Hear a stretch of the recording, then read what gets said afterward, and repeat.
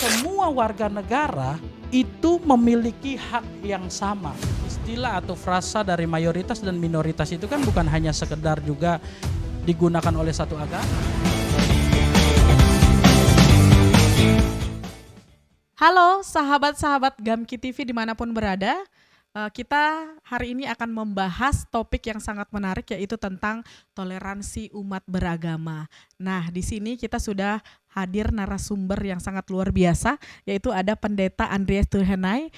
Beliau ini adalah seorang pendeta muda dan juga aktivis dari Gamki juga ya Bang ya. Apa kabar Bang Andreas? Baik, puji Tuhan, luar Oke, biasa. luar biasa. Bang Andreas ini juga adalah panglima dari Brigzena Gamki atau Brigade Serbaguna Gamki. Nah, Bang, di sini kita mau membahas tentang fenomena kasus-kasus intoleransi yang ada di Indonesia, khususnya kasus-kasus yang terjadi beberapa waktu ini.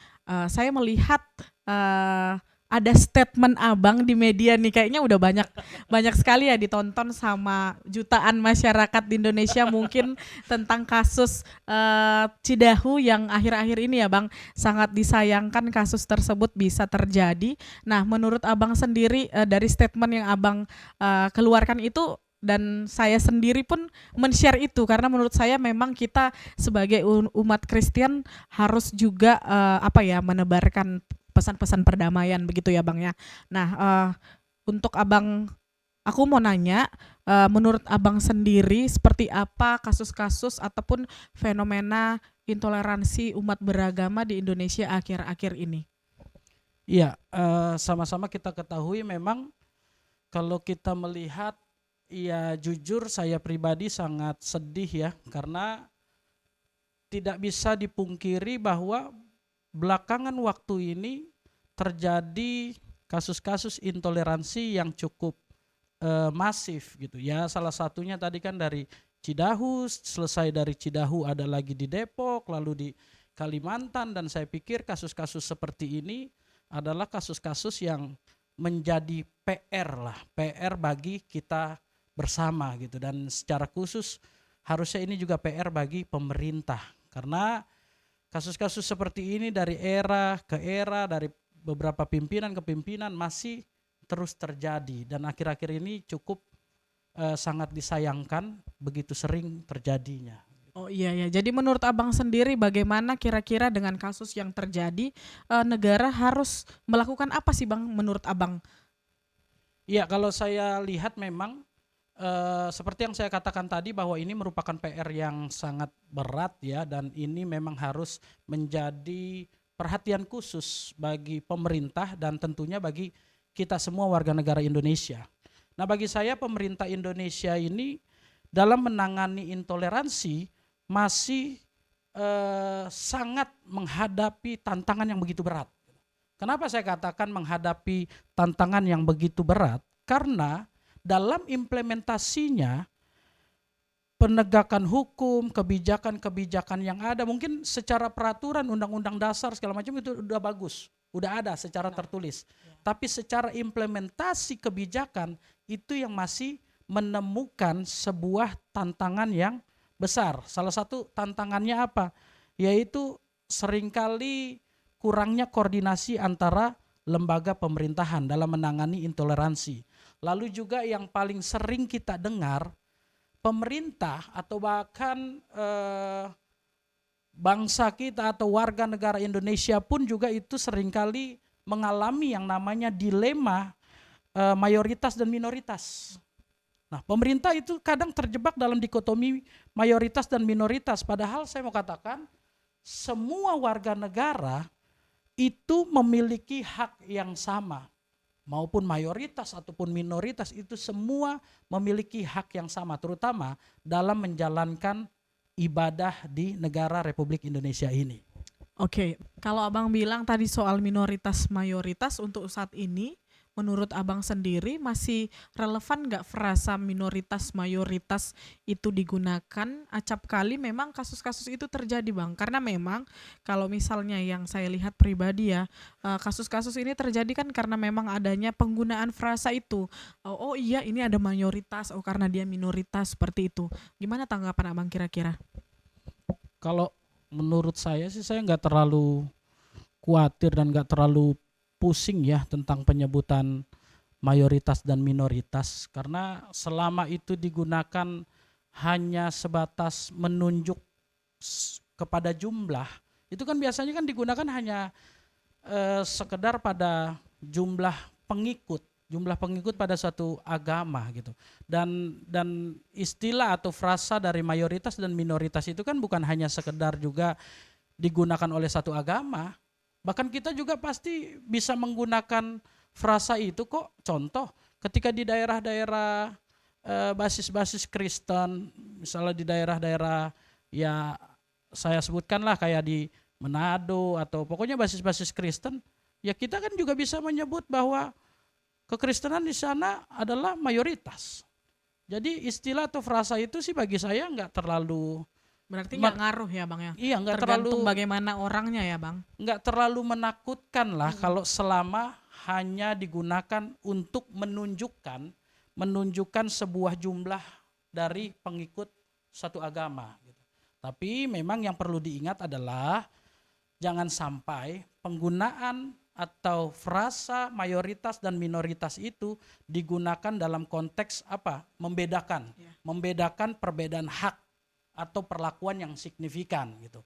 Artinya digunakan karena ini adalah umat yang mayoritas, lalu langsung dilakukan perbedaan hak dan kewajibannya, diadakan sebuah perbedaan. Nah itu yang nggak bisa gitu. Artinya dimanapun lokasi, dimanapun daerah, maupun disebut ini umat yang mayoritas maupun minoritas, semuanya memiliki hak dan kewajiban yang sama di bangsa ini gitu. Jangan karena misalnya Kristen di satu daerah itu adalah umat yang mayoritas, lalu dilakukan perbedaan-perbedaan gitu.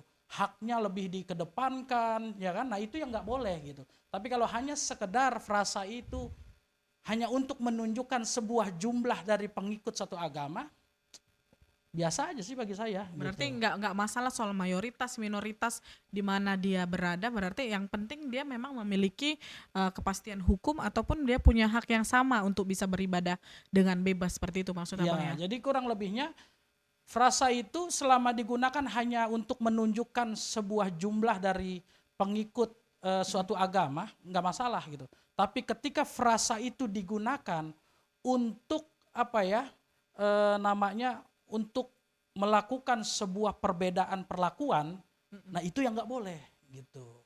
Tapi kalau hanya sekedar nunjuk oh kekristenan di sini mayoritas atau agama lain minoritas atau sebaliknya di daerah tertentu Kristen ini minoritas, ya nggak apa-apa karena toh memang kenyataannya di daerah-daerah tertentu jumlah Kristen ada yang lebih besar, di daerah-daerah tertentu juga jumlah Kristen ada yang lebih rendah, sehingga mungkin dapat disebut Kristen di daerah ini mayoritas, Kristen di daerah ini minoritas, nggak masalah.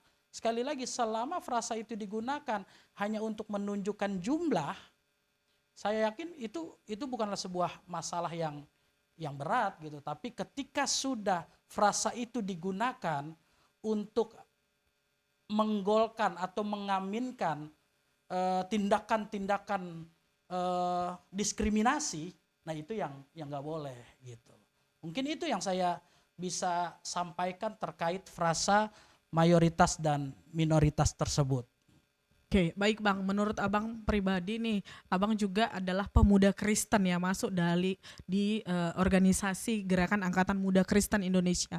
Bagaimana Abang Pendeta menyikapi pemuda-pemuda gereja ataupun pemuda-pemuda Kristen untuk menanggapi kasus-kasus ataupun permasalahan intoleransi yang kerap kali terjadi. Dan menurut Abang, bagaimana kita sebagai pemuda Kristen membangun jejaring iman untuk memperkuat toleransi umat beragama itu sendiri?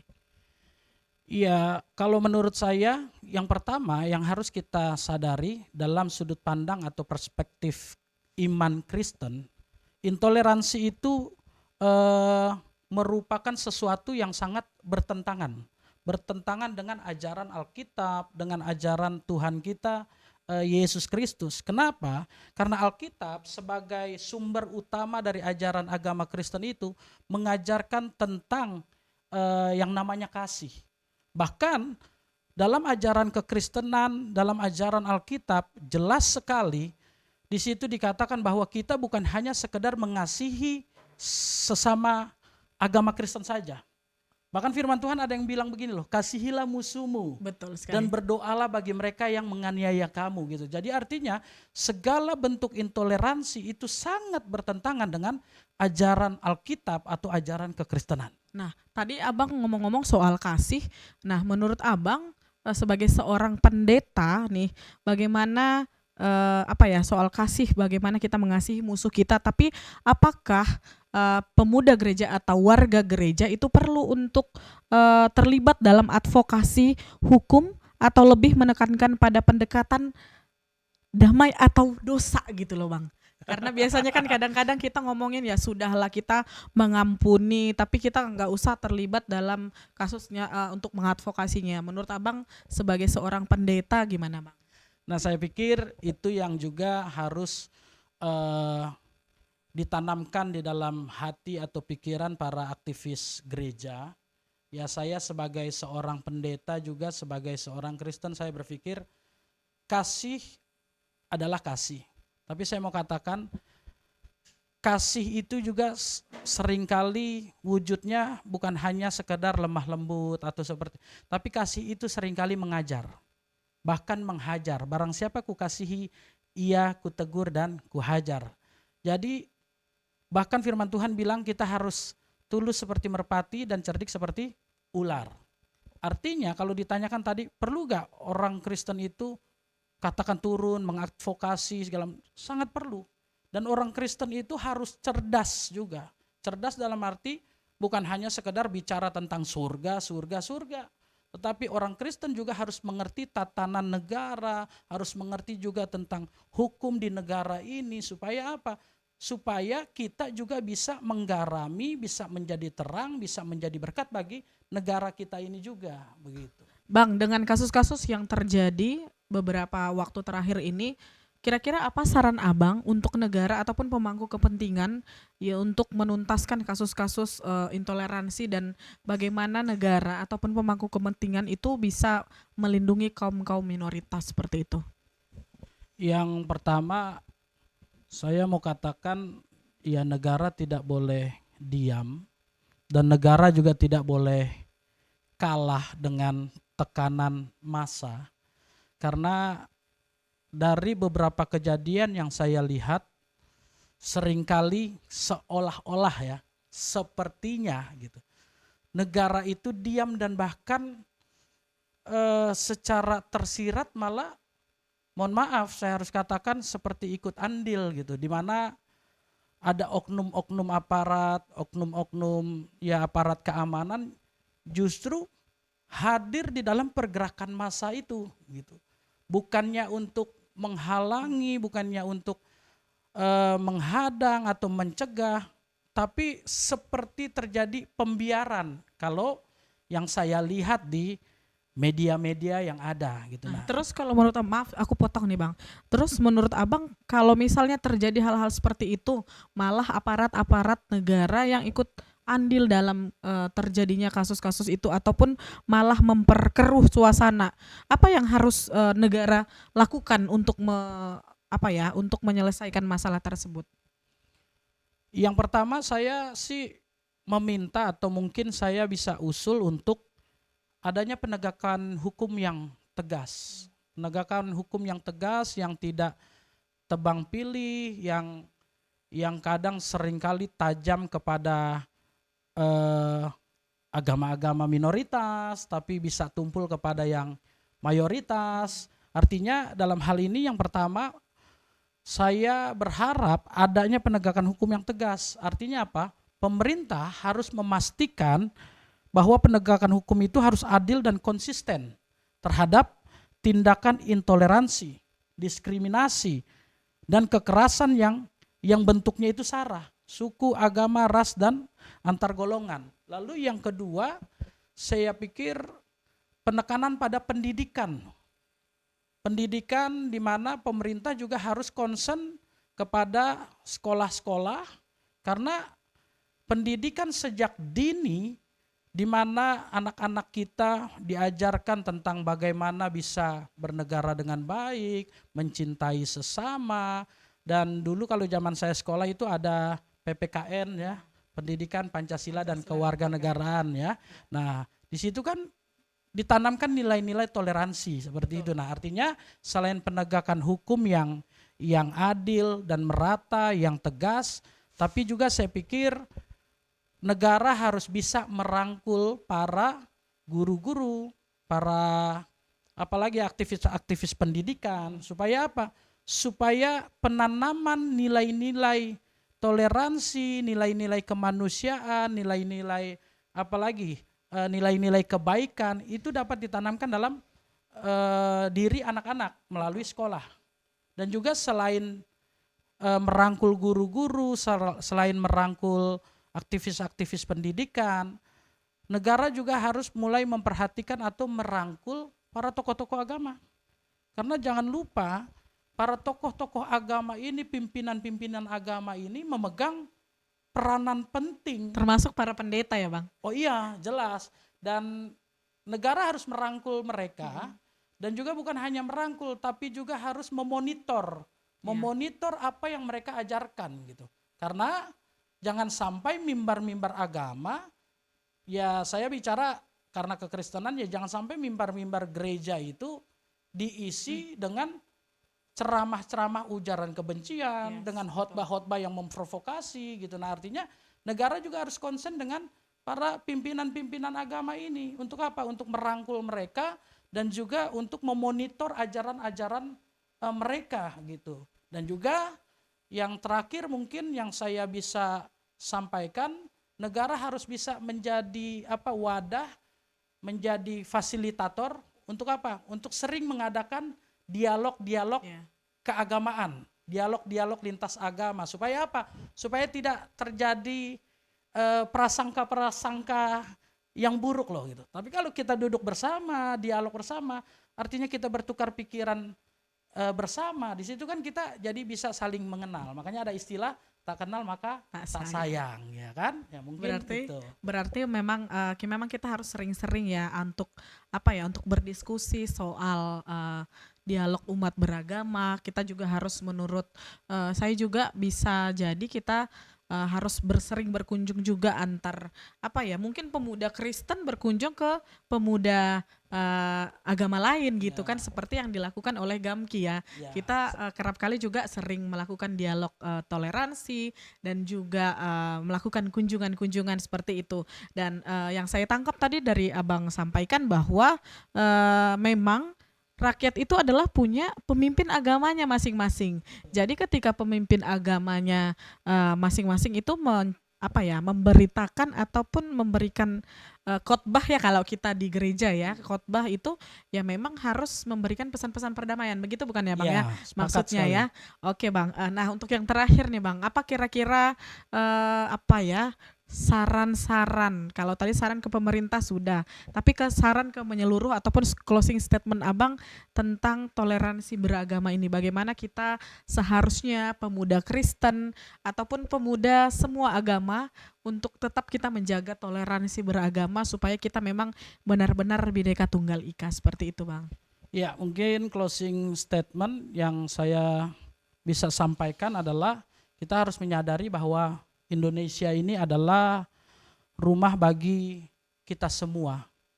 Rumah bagi beragam suku, agama, dan saya mau katakan bahwa perbedaan itu adalah kekayaan dan sesuatu yang indah. Jadi jangan pernah alergi dengan yang namanya perbedaan. Justru perbedaan itu adalah sesuatu yang indah, sesuatu yang kaya, yang sebenarnya itu adalah kekuatan dari negara Indonesia gitu. Tapi jangan sampai kita memandang sebuah perbedaan itu menjadi momok yang menakutkan gitu. Oke, terima kasih Abang Pendeta untuk diskusinya pada hari ini. Sahabat-sahabat Gamki TV dimanapun berada, kita tadi sudah cerita bagaimana soal toleransi beragama, dan ini juga pesan untuk para sahabat-sahabat Gamki dimanapun berada, dari Sabang sampai Merauke, kita harus terus menjalin kolaborasi, dialog antar umat beragama, dan kita juga harus saling berkunjung kepada saudara-saudari kita antar umat beragama, yaitu untuk menanamkan bahwa kita ini walaupun kita berbeda, kita adalah satu.